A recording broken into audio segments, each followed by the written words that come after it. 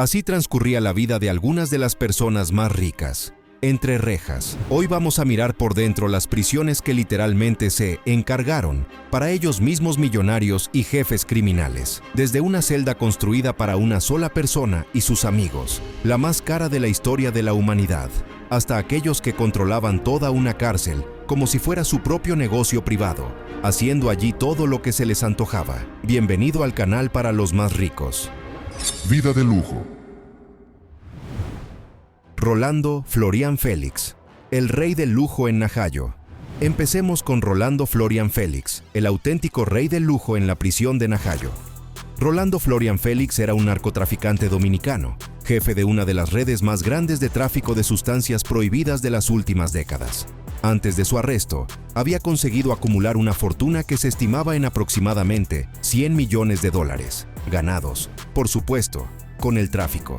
Ese dinero y esa influencia le permitieron convertir su celda en la prisión de Najayo en un verdadero apartamento VIP personal. El día en que por fin lo metieron entre rejas, él ya estaba preparado para vivir, como mínimo, no peor que en libertad. De antemano se había encargado de que jueces y fiscales fueran benévolos, los sobornos volaban en fajos y la condena no fuera demasiado dura. Y lo principal, que el día de su caída ya tuviera dentro de la prisión todo lo que había logrado ganar fuera, solo que en una versión compacta y de lujo. Su celda estaba equipada con aire acondicionado para que nunca sufriera por el calor. En la pared colgaba un televisor de plasma de 42 pulgadas y al lado había un frigorífico lleno de delicatessen y comida cara que podía comer en cualquier momento, como en un hotel de élite con todo incluido. Los muebles eran solo de caoba maciza, caros, con diseño individual. La cama era tamaño king size, no inferior a las camas de los mejores hoteles de lujo del mundo.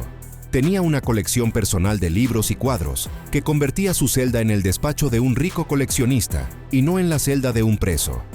A diferencia de los demás reclusos, que comían lo que daba la cárcel, muchas veces comida traída en contenedores de basura, medio podrida o simplemente repugnante de sabor, Florian Félix jamás tocaba la cocina de la prisión.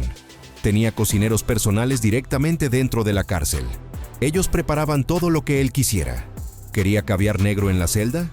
Ningún problema. ¿Quería langosta? Ya estaba hirviendo en la olla. Se decía que comía langostas, filetes japoneses de importación, quesos holandeses exquisitos, vinos de élite, gastando alrededor de $1,000 a la semana solo en comida. Mientras otros presos se peleaban por una ración de frijoles, él vivía a un nivel gastronómico de restaurante de 5 estrellas. Tenía acceso a internet, podía jugar a cualquier videoconsola. Las consolas se compraban fuera y se metían dentro a través de guardias sobornados. Las conectaban a su televisor y él podía jugar tranquilamente, tirado en la cama y encendiendo algo prohibido. Sí, incluso eso se lo permitía. Escuchaba la música que quería, la mayoría de las veces salsa y trap. Podía ver cualquier canal de televisión gracias a una antena parabólica que le daba acceso a la televisión pública y a programas de entretenimiento. Se mantenía al tanto de las noticias como si no estuviera en prisión. Pero lo más llamativo eran las fiestas. Montaba celebraciones privadas directamente dentro de la cárcel. Alcohol a raudales, mujeres, música en vivo. Sus compañeros de celda y otros reclusos también entraban, aunque fuera de forma indirecta, en ese mundo de lujo. A través de los guardias, Florian organizaba fiestas con actuaciones en directo de músicos, bailes y bebida hasta la mañana. Ningún policía se atrevía a decir nada. Tenía visitas privilegiadas. No esperaba, como los demás, al domingo con una visita familiar de 1 hora. En esencia, convirtió su celda en un apartamento de nivel lujo. Podía recibir invitados fuera del horario establecido, incluidas frecuentes visitas íntimas. Según los cálculos, gastaba de $3,000 a $5,000 a la semana solo en pagar a modelos y prostitutas que venían a verlo a la cárcel para encuentros íntimos. Se informaba de que lo visitaban modelos profesionales, así como mujeres con las que organizaba citas secretas, y esas no eran en absoluto relaciones legales. Gracias a sus millones, Florian sobornaba a los guardias y obtenía cualquier privilegio. Si alguien dentro de la prisión no le caía bien o violaba sus reglas, él simplemente daba la orden y los policías, junto con otros reclusos, le propinaban al hombre una brutal paliza. Dentro de la prisión, se convirtió rápidamente en el líder principal en los módulos de máxima seguridad. controlaba una parte de la organización interna de la cárcel, como si fuera su estructura privada. Pero, a pesar de su influencia y de su dinero, en 2009 lo mataron a tiros directamente en la cárcel, durante un conflicto con uno de los empleados del sistema penitenciario. Su muerte sacó a la luz un nivel monstruoso de corrupción y el régimen de lujo en el que había vivido durante años, y fue un shock para la sociedad. Solo después de su fallecimiento, la gente vio oficialmente toda la magnitud de la ilegalidad. Pasó a la historia como el hombre que hacía en la cárcel todo lo que quería únicamente gracias al dinero. Joaquín, El Chapo, Guzmán, emperador entre rejas. Continuamos con otro emperador carcelario, Joaquín, El Chapo, Guzmán. Él era el líder del cártel de Sinaloa, uno de los narcotraficantes más poderosos del mundo. En la época de su máximo poder, la fortuna de Guzmán se valoraba en más de 12,000 millones de dólares. Durante sus múltiples detenciones en México, su influencia le permitía vivir en condiciones con las que los presos normales ni siquiera podían soñar. Durante su reclusión en la prisión de Puente Grande, su celda estaba equipada con un televisor de plasma y tenía varios teléfonos móviles para comunicarse con su familia, seguir las redes sociales y seguir dirigiendo el cártel directamente desde la cárcel, dando órdenes por teléfono. Tenía un frigorífico lleno de delicatessen y un baño privado, lo cual ya de por sí es un lujo enorme según los estándares penitenciarios. Mientras los presos comunes comían la comida estándar de la prisión, el Chapo recibía filetes de primera calidad, marisco, postres exquisitos traídos desde Italia y bebidas especiales que degustaba solo o en compañía de sus allegados. La mayoría de las veces bebía coñac y Dom Periñón, champán de clase lujo, como si no estuviera sentado en una prisión, sino en un club cerrado para millonarios. Tenía acceso a la música, a la televisión vía satélite e incluso a un pequeño gimnasio personal donde podía mantenerse en forma. Además de eso, se le permitía recibir numerosas visitas. Mujeres y familiares acudían a verlo sin restricciones estrictas. El Chapo hacía tiempo que era una figura legendaria. Toda la cárcel sabía quién era. Entre sus invitadas había modelos famosas, presentadoras de televisión y chicas muy guapas a las que, según se creía, pagaba sumas enormes por encuentros íntimos, a veces directamente dentro de la prisión. También había mujeres con las que mantenía relaciones románticas desde antes de su encarcelamiento. Los guardias lo trataban de un modo completamente distinto al que se aplicaba a los reclusos normales. Muchos de ellos prácticamente le servían, le ofrecían masajes y cumplían cualquier encargo. Estaban por completo a disposición de uno de los criminales más peligrosos y más ricos del planeta. En cierto momento, su influencia llegó a ser tan poderosa que podía sobornar a funcionarios y controlar no solo su propia prisión, sino también otros centros de reclusión por todo México. Daba órdenes de castigar a aquellos presos que no cumplían sus condiciones, no pagaban las sumas exigidas o no le obedecían. Bajo amenaza estaban no solo ellos, sino también sus familias. Se sentía tan seguro de sí mismo que en un momento simplemente decidió escapar. Pero antes de desaparecer, le dio tiempo a organizar más de 40 fiestas dentro de la prisión, con alcohol, modelos, música, juerga durante varios días seguidos, con música en vivo a todo volumen. Toda la cárcel se convertía en un club nocturno. El Chapo fue 2 veces fugitivo de la justicia de Estados Unidos, pero, al final, en 2017 lo extraditaron a la prisión de seguridad supermáxima, ADX Florence, en el estado de Colorado. Allí todos sus privilegios desaparecieron. Desde entonces lleva ya más de 7 años recluido en una celda de aislamiento, con duras restricciones, sin ningún tipo de condición lujosa. Según su familia y sus abogados, es objeto de torturas psicológicas y físicas de manera regular. A las 3 de la madrugada lo empapan con agua fría. A las 6 de la tarde lo obligan a acostarse y por la noche aplican métodos que destruyen el sueño. Lo despiertan de tal forma que no pueda dormir más de 2 horas seguidas. Lo asustan constantemente y lo desequilibran. A veces le comunican noticias falsas sobre la muerte de sus familiares para quebrar su psique. Se dice que se han burlado de él. Lo han golpeado y humillado de una manera que no se desearía ni al peor enemigo.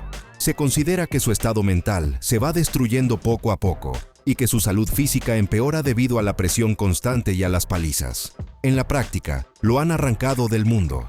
Algunos de sus parientes realmente han muerto, y a otros, según los rumores, él los cree muertos solo por esas manipulaciones. Todo eso se hace para mantenerlo en un estado de depresión máxima. ¿Tú qué piensas? ¿Se merecía semejantes tormentos? Hoy sigue recluido en esa prisión y muchos están convencidos de que pasará allí, literalmente, toda su vida, sin volver a ver nunca la verdadera luz del sol. Juan Gabriel, la maravilla de Juárez. En Lecumberri, ahora nos trasladamos del mundo de los varones de la droga al mundo de la música y el escenario. Juan Gabriel, cuyo nombre real era Alberto Aguilera Valadez, es una leyenda de la música mexicana. La maravilla de Juárez. Su obra se convirtió en parte de la cultura de México y en vida su fortuna se valoraba en más de $200 millones. Pero antes de convertirse en millonario y en un icono del escenario, su vida pasó por un corredor muy oscuro: la cárcel. En 1969, lo encarcelaron en la tristemente célebre prisión de Lecumberri, una de las más aterradoras de México. Lo acusaron de robo. En aquel entonces aún no tenía el dinero que, más tarde, lo convertiría en una de las estrellas más ricas de la historia de la música. Al principio lo metieron en una celda normal, sin ninguna comodidad, sin lujos, sin condiciones especiales. Pero su carisma y su talento literalmente empezaron a cambiar su destino, incluso detrás de los barrotes. Cuando los guardias y los demás reclusos lo oían cantar, se relajaban y sentían que delante de ellos estaba una futura estrella. Su voz se convirtió en un desahogo para ellos. A los guardias y a los vigilantes les gustó tanto cómo interpretaba las canciones que, con el tiempo, lo trasladaron a una celda más amplia y cómoda, donde tenía ropa limpia, un colchón confortable y privilegios adicionales que los demás presos no tenían. Mientras los otros comían la comida estándar de la prisión, barata, dura, a menudo sin sabor, como frijoles demasiado cocidos y tortillas duras, Juan Gabriel empezó a recibir comida especial. Los guardias le traían productos de fuera de la cárcel: carne, tamales, bollería dulce, buen café. Se convirtió en el principal cantante de la prisión. Ofrecía pequeños conciertos improvisados para los guardias y para los presos que tenían peso e influencia. Con el tiempo le permitieron tener una guitarra para que pudiera no solo cantar, sino también componer música. Su talento fue mucho más allá de los muros de la cárcel, y personas importantes de fuera empezaron a hablar de él. Se considera que altos funcionarios comenzaron a visitarlo personalmente y le garantizaron una protección especial dentro de la prisión. Precisamente gracias a esos contactos que había entablado entre los muros de la cárcel, en 1971 le ayudaron a salir en libertad antes de la fecha prevista, y después firmó su primer contrato musical millonario. En 2016, Juan Gabriel murió, dejando tras de sí un legado musical y una fortuna de muchos millones. Es paradójico, pero su tiempo en Lecumberri, aunque al principio fue una auténtica pesadilla, al final se convirtió en el trampolín que lo lanzó a la fama mundial. La prisión de San Antonio, en la isla de Margarita, un paraíso autónomo para presos. A continuación, una prisión que se parece más a un resort criminal. La prisión de San Antonio, en la isla turística de Margarita, en Venezuela, se convirtió en símbolo de una corrupción extrema y de la autogestión total de los reclusos. Allí los presos transformaron la cárcel en su propio resort privado, donde el dinero y el poder lo decidían absolutamente todo. El amo principal de ese resort era Teófilo Rodríguez, conocido como El Conejo. El Conejo. Era un jefe criminal con una fortuna de muchos millones y convirtió la cárcel en un lugar donde reinaban el lujo y todos los pecados capitales posibles. Mientras las cárceles normales de Venezuela estaban en un estado espantoso, donde los reclusos literalmente morían de pobreza, insalubridad y violencia, la prisión de San Antonio vivía según otras reglas. Dentro de la prisión había una enorme zona de piscina, donde los presos descansaban en los días de calor, como en un resort de élite. Las celdas de los reclusos de alto rango estaban amuebladas con camas king size, televisores de plasma y sistemas de aire acondicionado, creando un contraste brutal con las condiciones inhumanas de otras cárceles del país. A la prisión entraban libremente alcohol, familiares, modelos, prostitutas, esposas, prácticamente sin ningún tipo de restricción. Los presos más ricos podían pedir comida de otros países, metiendo en la cárcel marisco, filetes de importación y postres exclusivos. Dentro se organizaban con regularidad parrilladas y barbacoas, algo con lo que la mayoría de los presos del mundo ni siquiera puede soñar. El alcohol que se vendía era de nivel premium, desde whiskies de élite hasta champanes caros. La prisión se hizo famosa por sus fiestas privadas, a las que se invitaba a músicos conocidos y mujeres para entretener a los reclusos de alto nivel. Los presos tenían acceso sin restricciones a armas de fuego y teléfonos móviles, controlaban el flujo del dinero, compraban servicios, sobornaban a funcionarios y, en esencia, manejaban todo el sistema desde dentro. Se llegó al punto de que algunos reclusos podían salir de la cárcel durante el día por negocios y volver tranquilamente por la noche solo para dormir. En 2016, tras la muerte de El Conejo, el gobierno venezolano por fin intervino, liquidó su reinado y tomó el control de la prisión. En 2017 se cerró la cárcel, dejando a la gente solo con el recuerdo de cómo, durante años, un puñado de criminales había dirigido una prisión oficial, convirtiéndola en la encarnación de la injusticia y la impunidad. El futbolista, Robinho, una vida cómoda en la cárcel de las estrellas. Ahora nos trasladamos al mundo del gran fútbol. Robson de Sousa, más conocido como Robinho, es una estrella del fútbol brasileño que jugó en el Real Madrid y en el AC Milan. A lo largo de su carrera acumuló una fortuna de aproximadamente 50 millones de dólares. En 2022, fue condenado a una pena de prisión en Brasil por un caso de violación en grupo que tuvo lugar en Italia en 2013. Pero la cárcel en la que acabó no era, para nada, el tipo de lugar a donde suelen enviar a las personas corrientes. Lo mandaron a Tremembé, una prisión conocida como la cárcel de las celebridades. Allí se encuentran exfutbolistas, políticos y figuras influyentes. Los presos viven allí en celdas amplias y limpias. Tienen acceso a zonas de recreo e incluso a espacios que se parecen más a áreas de descanso que a módulos carcelarios. A diferencia de los reclusos normales, Robinho puede recibir comida preparada por su familia y traída desde fuera, platos tradicionales brasileños, carne asada, postres caseros. Participa en torneos internos de fútbol, donde su talento se gana el respeto incluso de las autoridades criminales más serias. Eso le da protección las 24 horas del día, los 7 días de la semana, porque a los jefes de las bandas les conviene tener a alguien así a su lado. Tiene acceso a todas las bibliotecas que quiera, a la televisión y a los videojuegos. Puede dedicarse a la agricultura en el huerto de la prisión. En realidad, puede pasar casi todo el día al aire libre, bajo el sol, bajo el pretexto de los trabajos agrícolas, y no sentirse encerrado como un preso corriente. Pero lo más insólito es el Tinder carcelario. En esa prisión existe un sistema muy parecido a una aplicación de citas. Los reclusos conocen a personas a través de fotos y cartas, y después esas mujeres pueden ir a visitarlos para encuentros íntimos, en un formato similar a las visitas conyugales. Y lo principal es que eso puede ocurrir prácticamente sin límites, cuando el preso lo desee. A pesar de que oficialmente está en la cárcel, la vida de Robinho es muy cómoda en comparación con la de los reclusos normales. Aprovecha al máximo la flexibilidad del sistema penitenciario brasileño y, sumando a eso su dinero y su fama, vive de una forma que muchos en libertad no se pueden permitir. Literalmente sigue viviendo una vida de privilegios, solo que con otra dirección registrada: la dirección de una prisión. La prisión de Bastøy, en Noruega. Un paraíso humano para criminales. Un ejemplo de cárcel donde no hay corrupción ni lujo criminal, pero sí otro tipo de lujo: el trato humano. La prisión de Bastøy, en Noruega, muestra cómo un sistema bien organizado puede ofrecer a los presos condiciones dignas sin sobornos ni esquemas criminales. Está situada en una isla del fiordo de Oslo y recibe a algunos de los criminales más peligrosos de Noruega, incluidos asesinos y violadores. Pero el enfoque allí se basa en la idea de la rehabilitación y de la calidad de vida, y no en un castigo puro y duro. En lugar de celdas clásicas de hormigón, los reclusos viven en casitas de madera con habitaciones separadas. No hay muros altos ni alambradas de espino.